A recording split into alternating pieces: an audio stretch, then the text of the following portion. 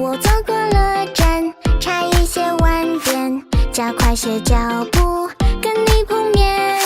相聚的地点并不是眼前，但有你我就出现。奔跑在沿海的小路上，气温也逐渐增长。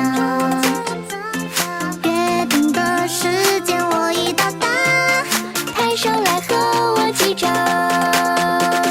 我们快出发，我们快出发，牵起手走吧，穿着夏日中最好的时光，在沙滩仰望最远的灯塔，放时长，朝着海风的方向。蝴蝶飞来，扇动着翅膀，偷偷的惊人在身旁。如果他害怕灼热的阳光，在伞下我们靠近，一起乘凉。啊哈！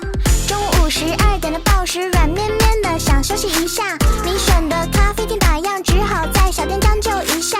闷闷不乐的你享用完一餐就开始念念不忘。